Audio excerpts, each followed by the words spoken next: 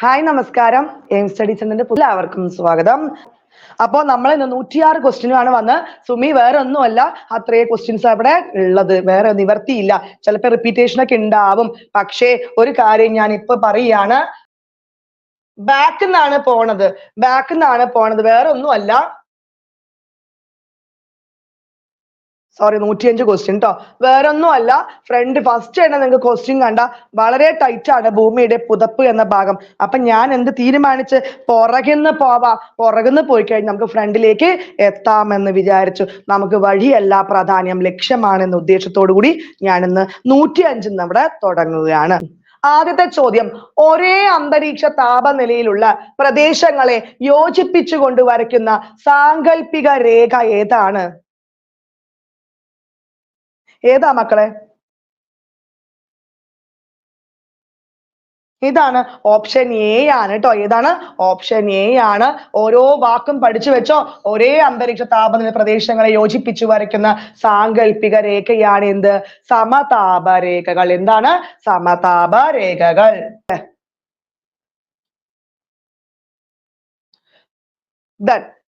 104ാമത്തെ ചോദ്യം എന്താണ്? 104ാമത്തെ ചോദ്യം നോക്കിയേ. സ്ട്രാറ്റോപോസിലെ ഏകദേശ അന്തരീക്ഷ മർദ്ദം എത്രയാണ്? PSC ചോദിച്ച ചോദ്യമാണ് അല്ലെ. അന്തരീക്ഷ മർദ്ദം എത്രയാണ് എന്നാണ് ചോദ്യം. എത്രയാ മക്കളെ? ഏതാണ് ആൻസർ? 1 മില്ലിബാർ ആണ്. ഏതാണ്? 1 മില്ലിബാർ ആണ് കേട്ടോ.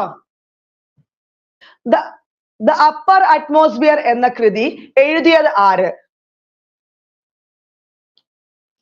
ആരാ എഴുതിയത്? SK മിത്രയാണ്. ആരാണ്? SK മിത്രയാണ്. ആരാണ്? SK മിത്രയാണെന്നും കൂടി ഓർത്തു വെക്കുക കേട്ടോ.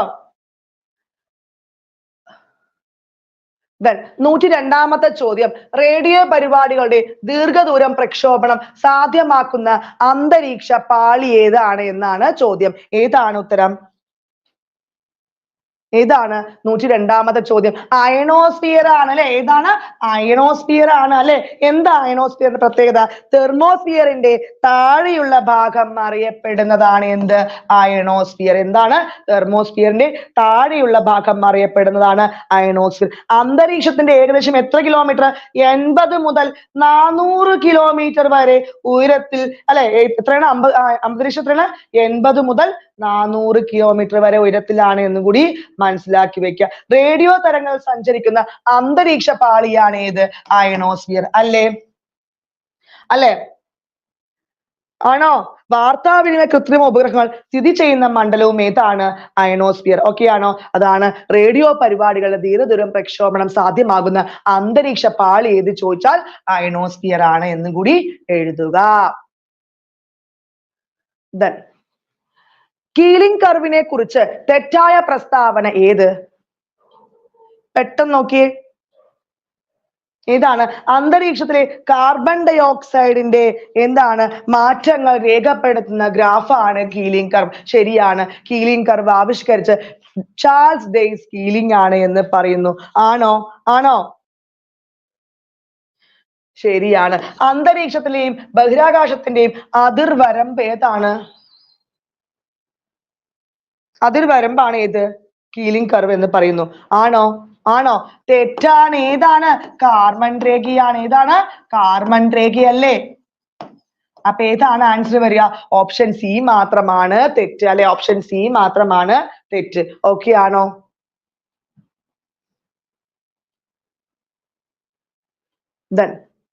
ജെറ്റ് പ്രവാഹം കാണപ്പെടുന്ന അന്തരീക്ഷ മേഖല ഏതാ മക്കളെ? ഏതാണ്? ട്രോപ്പോസ്ഫിയർ ആണ് അല്ലെ. ഏതാണ്? ട്രോപ്പോസ്ഫിയർ ആണ് അല്ലെ. ട്രോപ്പോസ്ഫിയർ അല്ലേ?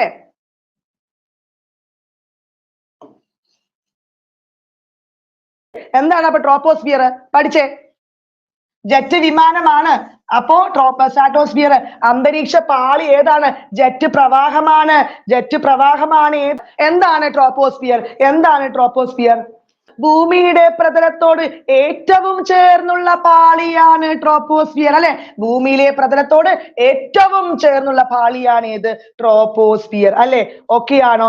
ട്രോപ്പോസ്ഫിയർ എന്ന വാക്കിന് അർത്ഥം എന്താ മക്കളെ? ട്രോപ്പോസ്ഫിയർ എന്ന വാക്കിന് അർത്ഥം എന്താണ്? എന്താണ്?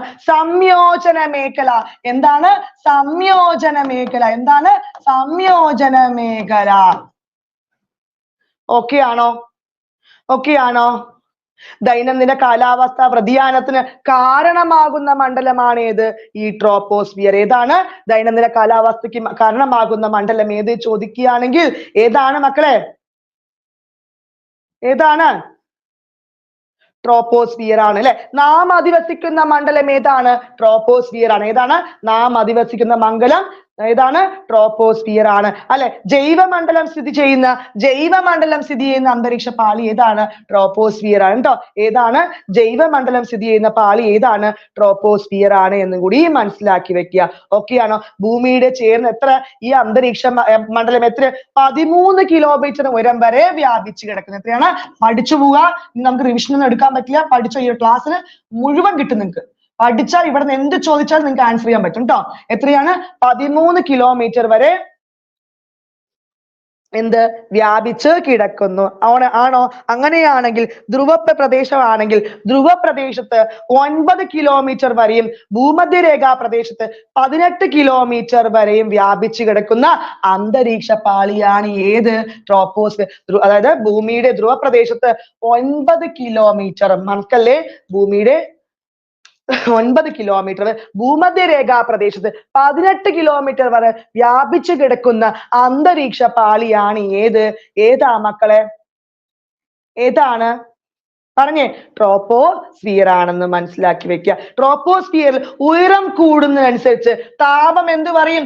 ഉയരം കൂടുന്നതനുസരിച്ച് താപം കുറയും. എങ്ങനെയാണ്? ഉയരം കൂടുമ്പോൾ താപം എന്ത് സംഭവിക്കുന്നു? കുറയുന്നു. ഓക്കെ ആണോ? ട്രോപ്പോസ്ഫിയർ മുകളിൽ മേഖലയാണ് ഏതാണ്? ട്രോപ്പോപാസ്. ഏതാണ്? ട്രോപ്പോപാസ്. ഏതാണ്? ട്രോപ്പോപാസ്. ഓക്കെ ആണോ? ഓക്കെ ആണോ? സെറ്റ് ആണോ? അങ്ങനെ നോക്കുമ്പോൾ എന്താണ്? ട്രോപ്പോപാസിലൂടെയുള്ള വായു പ്രവാഹം അറിയപ്പെടുന്നതാണ് ജെറ്റ് പ്രവാഹം. എന്താണ്? ട്രോപ്പോപാസിലുള്ള വായു പ്രവാഹം അറിയപ്പെടുന്നതാണ് ജെറ്റ് പ്രവാഹം. ഓക്കെ ആണോ? ഇനി തെറ്റിക്കോ? അപ്പൊ ട്രോപ്പോസ്ഫിയറിനെ കുറിച്ച് ഏകദേശം ഐഡിയ കിട്ടിയില്ലേ? ട്രോപ്പോപാസിനുള്ള വായു പ്രവാഹം അറിയപ്പെടുന്നതാണ് ജെറ്റ് പ്രവാഹം. അടുത്ത ക്വസ്റ്റ്യൻ. അടുത്ത ചോദ്യം മക്കളെ. അടുത്ത 2 ചോദ്യം നമുക്ക് നോക്കാം. എന്താ കാരണം അറിയാം? ഞാൻ പറഞ്ഞുതരാം കേട്ടോ. ഇമ്പോർട്ടന്റ് ആണ്. ഒന്ന് ശ്രദ്ധിക്കുക മക്കളെ. എൻവിറോൺമെന്റൽ ലാപ്സ് നിരക്ക് പ്രകാരം ശ്രദ്ധിച്ചോ. കിട്ടില്ലെങ്കിൽ ഇങ്ങനെ പഠിച്ചു പോയാൽ മതി. എൻവിറോൺമെന്റ് ലാപ്സ് നിരക്ക് പ്രകാരം എത്ര കിലോമീറ്റർ? ഓരോ കിലോമീറ്റർ മുകളിലോട്ട് പോകും തോറും ശരാശരി എത്ര നിരക്കിൽ താപനില കുറയുന്നു? ചോദ്യമാണ്. ശ്രദ്ധിച്ചോ. എത്ര നിരക്കിൽ താപനില കുറയുന്നു മക്കളെ? എത്രയാണ്? 99ാമത്തെ ചോദ്യം. എത്രയാണ്? കിട്ടാത്തവർ അങ്ങനെ ഡയറക്റ്റ് ആയിട്ട് മനസ്സിൽ കേട്ടിക്കോ. 6.5 ഡിഗ്രി സെൽഷ്യസ്. എത്രയാണ്? 6.5 ഡിഗ്രി സെൽഷ്യസ്. നമ്മൾ അപ്പഴേ പഠിച്ച 1 മില്ലി ബാർ, അതൊക്കെ ഇമ്പോർട്ടന്റ് ആണ്. അതുപോലെ വളരെ ഇമ്പോർട്ടന്റ് ആണ് 6.5 ഡിഗ്രി സെൽഷ്യസ്. അവിടെ വന്നു. ദേ 1 ഡിഗ്രി വരെ അവിടെ ഇട്ട് കഴിഞ്ഞു. ഓക്കെ ആണോ? അടുത്ത്, ഉയരം കൂടുന്നതിനനുസരിച്ച് ട്രോപ്പോസ്ഫിയറിൽ ഉണ്ടാകുന്ന ഊഷ്മാവിന്റെ കുറവ് ഏതു പേരിൽ അറിയപ്പെടുന്നു? ഇമ്പോർട്ടന്റ് ആണ്. ഏതു പേരിൽ അറിയപ്പെടുന്നു മക്കളെ? ഏതു പേരിൽ അറിയപ്പെടുന്നു? ഏത് പേരിൽ അറിയപ്പെടുന്നു മക്കളെ? അതാണ് എൻവിറോൺമെന്റൽ ലാപ്സ് നിരക്ക്. പരീക്ഷയ്ക്ക് ഇങ്ങനെ ചോദ്യം കണ്ട ടെൻഷൻ ആവണ്ട. ഇവിടെ നിങ്ങൾക്ക് അതിനു വേണ്ടിയാണ് ഞാൻ ഈ ചോദ്യം തൊട്ടടുത്തിട്ടത്. മനസ്സിലായോ? 97ാമത്തെ ചോദ്യം. സൂര്യനിൽ നിന്നുള്ള വികിരണത്തെ ആഗിരണം ചെയ്യുന്നതോടൊപ്പം ഭൗമ വികിരണത്തെ തടഞ്ഞു നിർത്തി ഭൗമോപരിതലത്തിൽ കൂടുതൽ ചൂടോ തണുപ്പോ ഇല്ലാതെ ഒരു പുതപ്പ് പോലെ നിലനിൽക്കുന്ന അന്തരീക്ഷ ഘടകം ഏതാണ്? വെരി ഇമ്പോർട്ടന്റ് ആണ്. അതാണ് നമ്മുടെ CRTയിലെ ചോദ്യം. ഭൂമിയിലെ പുതപ്പ് അല്ലെ. ഭൂമിയിലെ പുതപ്പ് ഏതാണ്? ഏതാ മക്കളെ? ശ്രദ്ധിച്ച ആൻസർ ചെയ്താ മതി, തെറ്റിക്കണ്ട തെറ്റിക്കണ്ട, ശ്രദ്ധിച്ച ആൻസർ ചെയ്താ മതി. ക്വസ്റ്റ്യൻ ഒന്നും കൂടെ നോക്കിയേ, ക്വസ്റ്റ്യൻ നോക്കിയേ. എന്താ ക്വസ്റ്റ്യന്? സൂര്യനിൽ നിന്നുള്ള വികിരണത്തെ ആഗിരണം ചെയ്യുന്നതോടൊപ്പം ഭൗമ വികിരണത്തെ തടഞ്ഞു നിർത്തി ഭൗമോപരിതലത്തിൽ കൂടുതൽ ചൂടോ തണുപ്പോ ഇല്ലാതെ ഒരു തണുപ്പ് പോലെ നിലനിൽക്കുന്ന അന്തരീക്ഷ ഘടകം ഏതാണ്? ഏതാണ്? എടാ മക്കളെ, ജലബാഷ്പമാണ്. ഏതാണ്? ജലബാഷ്പമാണ്. ഏതാണ്? ജലബാഷ്പമാണ്. ഏതാണ്? അവിടെ ഇട്ടു, അന്തരീക്ഷത്തിൽ ഘടന കണ്ടു, പൊടിപടലമാണ് മേഘങ്ങൾ എന്ന് പറഞ്ഞു. ആണോ? ആണോ? എന്താണ് മേഘങ്ങൾ? എന്താണ് മേഘങ്ങൾ? അന്തരീക്ഷ നേർത്ത പൊടിപടലങ്ങൾ കേന്ദ്രീകരിച്ച് നീരാവി ഘനീഭവിച്ച് രൂപം കൊള്ളുന്നതാണ് എന്ത്? ക്ലൗഡ്സ്, അല്ലെങ്കിൽ ഏതാണ്? മേഘങ്ങൾ എന്ന് പറയുന്നത്. ഓക്കെ ആണോ? തെറ്റാണോ? മനസ്സിലായോ? അന്തരീക്ഷത്തിലെ നീരാവിയുടെ അളവാണ് ആർദ്രത. എന്താണ് ആർദ്രത ചോദിച്ചു. അന്തരീക്ഷ നീരാവിയുടെ അളവാണ് ഏത്? ആർദ്രത എന്നും കൂടി മനസ്സിലാക്കി വെക്കുക. അപ്പൊ അന്തരീക്ഷത്തിനെ സ്വാധീനിക്കാൻ എത്ര ഘടകങ്ങളുണ്ട്? ഏതൊക്കെ ഘടകങ്ങളാണ്? ഏതൊക്കെ ഘടകങ്ങളാണ്? താപനിലയുണ്ട്, ജലലഭ്യതയുണ്ട്, അന്തരീക്ഷ സ്ഥിതിയുണ്ട്. ഇമ്പോർട്ടന്റ് ആണ്. ആരൊക്കെയാണ്? താപനിലയുണ്ട്, അന്തരീക്ഷ സ്ഥിതിയുണ്ട്, ജലലഭ്യതയെന്നും കൂടി മനസ്സിലാക്കി വെക്കുക. ഓക്കെ ആണോ? ഓക്കെ ആണോ? വായുവിൽ അടങ്ങിയിരിക്കുന്ന നീരാവിയുടെ യഥാർത്ഥ അളവിനെ പറയുന്ന പേരെന്താണ്? വായുവിൽ അടങ്ങിയിരിക്കുന്ന നീരാവിയുടെ യഥാർത്ഥ അളവിനെ പറയുന്ന പേരെന്താണ് മക്കളെ? എന്താണ്? ഏതാണ്? കേവല ആർദ്രത. ഏതാണ്? Absolute humidity. ഏതാണ്? Absolute humidity. അല്ലെ? ആർദ്രത അളക്കുന്ന ഉപകരണം ഏതാണ്? ഏതാണ് ഉപകരണം? അതാണ് ഹൈഗ്രോമീറ്റർ. ഏതാണ്? ഹൈഗ്രോമീറ്റർ. ഓക്കെ ആണോ? സെറ്റ് ആണോ? ക്ലിയർ ആയോ? അതുപോലെ അന്തരീക്ഷത്തിൽ നീരാവി എത്തുന്ന പ്രക്രിയ അറിയപ്പെടുന്നതാണ് ഏതാണ്? ബാഷ്പീകരണം, അല്ലെങ്കിൽ ഇവാപറേഷൻ എന്ന് പറയുന്നത്. ഓക്കെ ആണോ മക്കളെ? മനസ്സിലാവുന്നുണ്ടോ? കുറച്ച് ടൈറ്റ് ആണ്, കുഴപ്പമില്ല, നമുക്ക് പഠിച്ചു പോവാട്ടോ. 96ാമത്തെ ചോദ്യം. 96 എത്തിയിട്ടുള്ള 1 എത്താൻ നീ ഉണ്ട്, വേഗം ഓടിക്കോ. മണിക്കുട്ടി വേഗം ഒന്ന് സ്പീഡാക്കിക്കേ. ഭൗമോപരിതലത്തിൽ നിന്നും 10 കിലോമീറ്റർ മുതൽ 50 കിലോമീറ്റർ വരെ ഉയരത്തിലുള്ള ഭാഗത്ത് കണ്ടുവരുന്ന വാതകം ഏതാണ്? ഏതാണ് മക്കളെ വാതകം? ഏതാണ് വാതകം? അന്തരീക്ഷം ഏകദേശം 10 കിലോമീറ്റർ മുതൽ 50 കിലോമീറ്റർ, ശ്രദ്ധിച്ചേ, 50 കിലോമീറ്റർ വരെ ഏതാണ്? ചില ബുക്കുകളിൽ 20 എന്ന് കാണാറുണ്ട്, പക്ഷെ SCERT വ്യക്തമായിട്ട് എന്ത്? 10 മുതൽ 50 എന്നുണ്ട്. ഓസോൺ ആണ്, ഓസോൺ ആണ്. എന്താണ്? നിങ്ങൾ നൈട്രജൻ വാതകം അവിടെ ചോദിച്ചാൽ നൈട്രജൻ ആണെന്ന് മനസ്സിലാക്കി അല്ലെ? ഏതാണ്? ഓസോൺ ആണ് അല്ലെ? എന്താണ്? ഓസോൺ ആണ്. എന്താണ് ഓസോൺ? എന്താണ് ഓസോൺ മക്കളെ? സൂര്യനിൽ നിന്ന് ഹാനികരങ്ങളായ അല്ല അൾട്രാവയലറ്റ് കിരണങ്ങളെ ആഗിരണം ചെയ്ത് എന്ത്? ഭൂമിയിൽ എത്താണ്ട് നിയന്ത്രിക്കുന്ന ഒരു പാളിയാണ് എന്ത്? ഓസോൺ, അല്ലെങ്കിൽ അല്ലെ? ഓസോൺ അല്ലെ? ആണോ? എന്താണ് ഓസോണിന്റെ സൂത്രവാക്യം? എന്താണ്? O3. എന്താണ്? O3. ഓക്കെ ആണോ? ഓക്കെ ആണോ? ആണോ? സൂര്യനിൽ നിന്ന് അൾട്രാവയലറ്റ് ലക്ഷ്യങ്ങളൊക്കെ രക്ഷിക്കുന്ന ഏതാണ്? അൾട്രാവയലറ്റ് കിരണങ്ങൾ രക്ഷിക്കുന്നത് ഈ ഓസോൺ പാളിയാണ്. ഓക്കെ ആണോ? ഓസോൺ കവചം, ഈ ഓസോൺ പാളി സ്ഥിതി ചെയ്യുന്ന ഏതിലാണ്? ഏതിലാണ്? അതാണ് സ്ട്രാറ്റോസ്ഫിയർ. ഏതിലാണ്? സ്ട്രാറ്റോസ്ഫിയറിലാണ് ഓസോൺ പാളി സ്ഥിതി ചെയ്യുന്നതെന്ന് കൂടി മനസ്സിലാക്കി വെക്കുക. ഓക്കെ ആണോ? ഓക്കെ ആണോ? അന്തരീക്ഷത്തിൽ ഓസോൺ പാളി കാണപ്പെടുന്നത് എത്രയാണ്? എത്രയാണ് പറഞ്ഞത്? ക്വസ്റ്റ്യൻ നോക്കിയേ.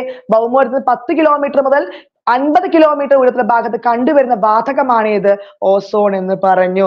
ഓസോൺ പാളി കിലോമീറ്റർ മുതൽ അല്ലെങ്കിൽ 35 കിലോമീറ്റർ വരെയൊക്കെ കാണപ്പെടുന്നു എന്ന് പറയുന്നു. ഓസോൺ പാളിയുടെ ഓസോണിന്റെ നിറം എന്താണ്? എത്രയോ പ്രാവശ്യം ചോദിച്ചു അല്ലെ? എന്താണ്? ഇളം നീല. എന്താണ്? ഇളം നീല. എത്രയാണ്? ഇളം നീല എന്ന് മനസ്സിലാക്കി വെക്കുക കേട്ടോ. ഓക്കെ ആണോ? ഓസോൺ പാളിക്ക് വരുന്ന കേടുപാടുകൾ അറിയപ്പെടുന്ന എന്ത് പേരിലാണ്? ഏതാണ്? ഏതാണ്? ഓസോൺ ശോഷണം. എന്താണ്? ഓസോൺ പാളിക്ക് വരുന്ന കേടുപാടുകൾ അറിയപ്പെടുന്ന ഓസോൺ ശോഷണമാണെന്നും കൂടി മനസ്സിലാക്കി വെക്കുക. ഓക്കെ ആണോ? ഓസോൺ പാളിയുടെ നാശത്തിന് കാരണമാകുന്ന ഏത് മേഘമാണ്? ഏത് മേഘങ്ങളാണ്? നാക്രിയസ് മേഘങ്ങൾ. ഏതാണ്? നാക്രിയസ് ചോദിക്കും. നാക്രിയസ് മേഘങ്ങളാണ് ഇതിന് കാരണമാകുന്നത് കേട്ടോ. ഏതാണ്? നാക്രിയസ് മേഘങ്ങളാണെന്നും കൂടി മനസ്സിലാക്കി വെക്കുക. ഓക്കെ ആണോ? ഓസോണിന്റെ സുഷിരം ആദ്യമായി കണ്ടെത്തിയ സ്ഥലം എവിടെയാണ്? എവിടെയാണ്? ഹാലിബേ അല്ലെ? എവിടെയാണ്? ഹാലിബേ. എവിടെയാണ് ഹാലിബേ? ഹാലിബേ എവിടെയാണ്? അന്റാർട്ടിക്കയിലാണ് കേട്ടോ. എവിടെയാണ്? ഹാലിബേ അന്റാർട്ടിക്കയിലാണ്. 1913 കേട്ടോ. ഏകദേശം 1913 കൂടി മനസ്സിലാക്കി വെക്കുക. ഓസോണിന്റെ അളവ് രേഖപ്പെടുത്തുന്ന യൂണിറ്റ് ഏതാ മക്കളെ? ഓസോണിന്റെ അളവ് രേഖപ്പെടുത്തുന്ന യൂണിറ്റ് എന്താ മക്കളെ? Dobson unit. ഏതാണ്? Dobson unit. ഏതാണ്? ഡോപ്സൺ യൂണിറ്റ് ട്ടോ. ഓക്കെ ആണോ? അതുപോലെ ഈ അന്തരീക്ഷത്തിൽ ഉയർന്ന ഭാഗങ്ങളിൽ ഇപ്പൊ ആളുകൾ ഓസോൺ വാതകം കേന്ദ്രീകരിച്ചിരിക്കുന്ന അറിയപ്പെടുന്നതാണ് എന്ത്? ഓസോണിന്റെ രൂപീകരണം എന്ന് അറിയപ്പെടുന്നത് എന്ന് കൂടി മനസ്സിലാക്കി വെക്കുക. ഓക്കെ ആണോ? അന്തരീക്ഷ ഓസോൺ പാളിയുടെ ഉണ്ടാകുന്ന ശോഷണത്തെ അറിയപ്പെടുന്ന പേരെന്താണ്? അതാണ് ഓസോൺ സുഷിരം അല്ലെങ്കിൽ ഓസോൺ ഹോൾ എന്ന് അറിയപ്പെടുന്നത്. ഓക്കെ ആണോ? ഓസോൺ കണ്ടെത്തുന്നതിന് വിക്ഷേപിച്ച ബഹിരാകാശ പേടകം ചോദിച്ചത് ഏതാണ്? നിംബസ് 7. ഏതാണ്? നിംബസ് 7. ഏതാണ്? നിംബസ് 7 എന്നും കൂടി മനസ്സിലാക്കി വെക്കുക. ഓസോൺ സംരക്ഷണ ഉടമ്പടിയായ ഏതാണ്? മോൺട്രിയൽ പ്രോട്ടോകോൾ അംഗീകരിച്ച വർഷം എപ്പോഴാണ്? 1987 സെപ്റ്റംബർ 16. അതാണ് നമ്മള് ഓസോൺ ദിനമായിട്ട് ആചരിക്കുന്നത്. 1987 സെപ്റ്റംബർ 17 എന്ത് സംഭവിച്ചത്? മോൺട്രിയൽ പ്രോട്ടോകോൾ അംഗീകരിച്ച വർഷം. പക്ഷേ നിലവിൽ വന്നതാണ് 1989 ജനുവരി 1. മനസ്സിലായോ? അംഗീകരിച്ച വർഷമാണ് 87 സെപ്റ്റംബർ 16. നിലവിൽ വന്നാണ് 89 ജനുവരി 1. ഓക്കെ ആണോ? Is it clear? മനസ്സിലായോ? അടുത്ത ക്വസ്റ്റ്യൻ. ഓസോൺ വാതകത്തിന്റെ ഗുണങ്ങൾ ആദ്യമായി വിശദീകരിച്ച ബ്രിട്ടീഷ് ശാസ്ത്രജ്ഞൻ ആരാണ്? ഓപ്ഷൻ ഏതാണ്? ഡോപ്സൺ അല്ലെ. ഓപ്ഷൻ സി ആണ് ആൻസർ. നിങ്ങൾക്ക് നെയ്റോബി ആസ്ഥാനമായുള്ള UNEP ഓസോൺ ദിനമായി ആചരിക്കുന്ന എന്താണ്? നമുക്കറിയാം. എപ്പോഴാണ്? നമ്മൾ ഇപ്പൊ ഡിസ്കസ് ചെയ്തുള്ളൂ. എന്താണ്? സെപ്റ്റംബർ 16 അല്ലെ. 1987 അംഗീകരിച്ചതും 1989 ജനുവരി 1 നിലവിൽ വന്നത് എന്ന് നമ്മൾ പറഞ്ഞു അല്ലെ. 93ാമത്തെ ചോദ്യം. സ്ട്രാറ്റോസ്ഫിയറിൽ കാണപ്പെടുന്ന മേഘപടലങ്ങൾ ഏതാണ്? സ്ട്രാറ്റോസ്ഫിയറിൽ കാണപ്പെടുന്ന മേഘപടലങ്ങൾ ഏതാ മക്കളെ? ഏതാണ്? ഇപ്പൊ നമ്മൾ പറഞ്ഞു. ഏതാണ്? നാക്രിയസ് മേഘങ്ങൾ. ഏതാണ്? നാക്രിയസ് മേഘങ്ങൾ. ഏതാണ്? ഓപ്ഷൻ എ ആണ് നാക്രിയസ് മേഘങ്ങൾ ട്ടോ.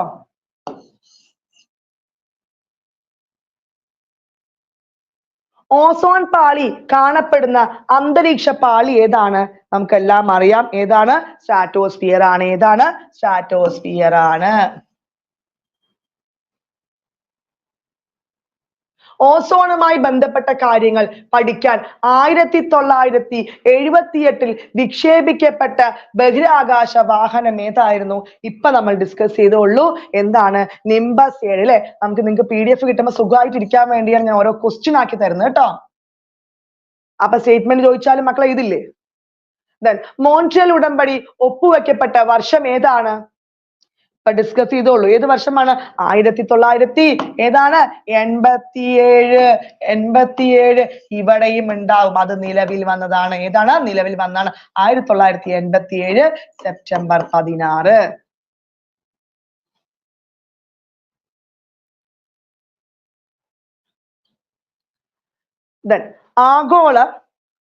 ആഗോള താപനം ഹിമാലയത്തിൽ സൃഷ്ടിക്കുന്ന മാറ്റങ്ങൾ ലോക ശ്രദ്ധയിൽ കൊണ്ടുവരാൻ എവറസ്റ്റിലേക്കുള്ള ബേസ് ക്യാമ്പിനടുത്ത് കലാപതാർ പീഠഭൂമിയിൽ മന്ത്രി സഭായോഗം ചേർന്ന രാജ്യം ഏതാണ്? ഏതാണ് രാജ്യം? നേപ്പാളാണ് കേട്ടോ. നേപ്പാളാണ്. ഏതാണ്? നേപ്പാളാണ്. ഏതാണ്? നേപ്പാളാണ്. അന്തരീക്ഷത്തിലെ ഏറ്റവും താഴ്ന്ന ഊഷ്മാവ് അനുഭവപ്പെടുന്ന മണ്ഡലം ഏതാണ്? മിസോസ്ഫിയർ ആണ്. ഏതാണ്? മിസോസ്ഫിയർ ആണ് കേട്ടോ. ഏതാണ്? മിസോസ്ഫിയർ ആണെന്നും കൂടി മനസ്സിലാക്കി വെക്കുക. ഏതാണ്? സ്ട്രാറ്റോസ്ഫിയർ അല്ലെ. സ്ട്രാറ്റോപാസിൽ നിന്ന് തുടങ്ങി 50 മുതൽ 80 കിലോമീറ്റർ വരെ വ്യാപിച്ചു കിടക്കുന്ന 50 മുതൽ 80 കിലോമീറ്റർ വരെ വ്യാപിച്ചു കിടക്കുന്ന അന്തരീക്ഷ പാളിയാണ് ഏത്? മിസോസ്ഫിയർ എന്നും കൂടി മനസ്സിലാക്കി വെക്കുക. ഓക്കെ. അന്തരീക്ഷത്തിൽ ഏറ്റവും താഴ്ന്ന ഊഷ്മാവ് രേഖപ്പെടുത്തുന്ന ഏതാണ്? മിസോസ്ഫിയർ അല്ലെ. ഏതാണ്? മിസോസ്ഫിയർ അല്ലേ. ഉൽക്കാവർഷ പ്രദേശം എന്ന് അറിയപ്പെടുന്ന എന്താണ്? മിസോസ്ഫിയർ ആണല്ലേ. അവിടെ പോയി എത്തിക്കഴിഞ്ഞാൽ ഈ തണുപ്പ് കാരണം എന്താവും അതൊക്കെ പെട്ടെന്ന് തണുത്തു പോകും. എത്ര ഡിഗ്രിയാണ് -83.5 ഡിഗ്രി സെൽഷ്യസ്. എത്രയാണ്? -83 ഡിഗ്രി സെൽഷ്യസ് ആണെന്നും കൂടി ഓർത്തു വെക്കുക. എത്രയാ മക്കളെ? -83 ഡിഗ്രി സെൽഷ്യസ് ആണെന്നും കൂടി മനസ്സിലാക്കി വെക്കുക. ഭൂമിയിലെ ഏറ്റവും ഉയരത്തിലുള്ള മേഘങ്ങളാ ഏതാണ് മേഘങ്ങൾ? ഭൂമിയിലെ ഏറ്റവും ഉയരത്തിലുള്ള മേഘങ്ങൾ നോക്ലിയുസൻ മേഘങ്ങൾ അല്ലെ. നോക്ലിയുസൻ മേഘങ്ങൾ കാണപ്പെടുന്ന എവിടെയാണ്? ഏതാണ്? മിസോസ്ഫിയറിലാണെന്നും കൂടി മനസ്സിലാക്കി വെക്കുക. ഓക്കെയാണോ? നൈറ്റ് ഷൈനിങ് അല്ലെ നിശാദീപങ്ങൾ എന്നറിയപ്പെടുന്നതാണ് ഈ നോട്ടിലുസൻ മേഘം എന്നും കൂടി മനസ്സിലാക്കി വെക്കുക. ഓക്കെയാണോ? അതാണ് ഭൗമോ അന്തരീക്ഷത്തിൽ പ്രവേശിക്കുന്ന ഉൽക്ക കത്തിയെരിയുന്ന പാളി അല്ലെ. ഏതാണ്? നമ്മൾ പറഞ്ഞു മിസോസ്ഫിയർ ആണെന്നും കൂടി മനസ്സിലാക്കി വെക്കുക. ഓക്കെ. ഈ മിസോസ്ഫിയറിൽ എത്തുമ്പോ ഈ ഉൽക്കകൾ കത്തിപ്പോവാൻ എന്താ കാരണം? അതിന്റെ ഘർഷണം കൊണ്ടാണ് അത് കത്തിപ്പോകുന്നത്. ഓക്കെയാണോ? സെറ്റാണോ മക്കളെ? അന്തരീക്ഷത്തിൽ ഏറ്റവും കുറഞ്ഞ താപനില മിസോസ്ഫിയർ അനുഭവപ്പെടുന്നത് -80 ഡിഗ്രി മുതൽ 100 ഡിഗ്രി വരെയാണ് കേട്ടോ. എത്രയാണ് ഏറ്റവും കുറഞ്ഞ് ചോദിക്കുകയാണെങ്കിൽ -80 സെൽഷ്യസ് മുതൽ -100 ഡിഗ്രി സെൽഷ്യസ് വരെ ഉണ്ട് എന്നാണ് പറയപ്പെടുന്നത്.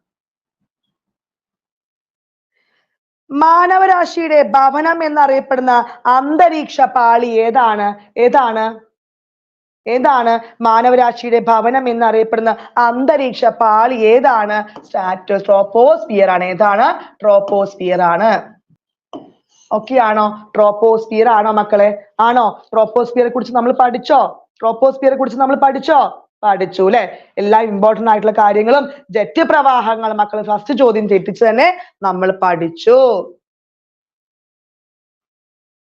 അങ്ങനെയാണെങ്കിൽ നിങ്ങൾക്ക് തെർമോസ്ഫിയറെ കുറിച്ച് 2 വാക്ക് പറഞ്ഞു തരട്ടെ. സ്ട്രാറ്റോസ്ഫിയർ പഠിച്ചു, മിസോസ്ഫിയർ പഠിച്ചു, ട്രോപ്പോസ്ഫിയർ പഠിച്ചു. ഓക്കെ ആണോ? അപ്പൊ തെർമോസ്ഫിയർ എന്താണ്? മിസോസ്ഫിയറിൽ തുടങ്ങി അല്ലെ. മിസോസ്ഫിയർ എത്രയാണ് നമ്മൾ എത്രയാ മിസോസ്ഫിയർ പറഞ്ഞത്? എത്രയാണ്? 50 മുതൽ 80 വരെ പറഞ്ഞു അല്ലെ. അപ്പൊ മിസോസ്ഫിയറിൽ തുടങ്ങിയിട്ട് എവിടെയാണ്? 80 മുതൽ എത്രയാണ്? 600 കിലോമീറ്റർ വരെ അല്ലെ. 80 മുതൽ 600 കിലോമീറ്റർ വരെ വ്യാപിച്ചു കിടക്കുന്നതാണ് ഏതാണ്? തെർമോസ്ഫിയർ എന്ന് മനസ്സിലാക്കി വെക്കുക. എന്താണ് തെർമോസ്ഫിയർ? ഉയരം കൂടുന്തോറും എന്ത് സംഭവിക്കുന്നു? ചോദിക്കും. ഉയരം കൂടുന്തോറും എന്ത്? താപം കൂടുന്നു അല്ലെ. ആണോ? അല്ലെ. ഏറ്റവും താപനില കൂടിയ പ്രദേശമാണ് പാളി ഏതാണ്? തെർമോസ്ഫിയർ എന്ന് മനസ്സിലാക്കി വെക്കുക. ഓക്കെ ആണോ? അതുപോലെ ഈ ധ്രുവ പ്രദേശങ്ങളിൽ കാണപ്പെടുന്ന ഔറോറ കാഴ്ചകളുടെ ഉറവിടമൊക്കെ ഈ തെർമോസ്ഫിയർ ആണെന്ന് കൂടി മനസ്സിലാക്കി വെക്കുക കേട്ടോ. ട്രോപ്പോസ്ഫിയറിൽ ഉയരം കൂടുന്തോറും താപനിലയ്ക്ക് എന്ത് മാറ്റമാണ് ഉണ്ടാവുക? നമ്മൾ അപ്പോഴേ പറഞ്ഞു എന്താണ്? കുറയുന്നു അല്ലെ. ഏതാണ്? കുറയുന്നു. ഓപ്ഷൻ എ ആണ്.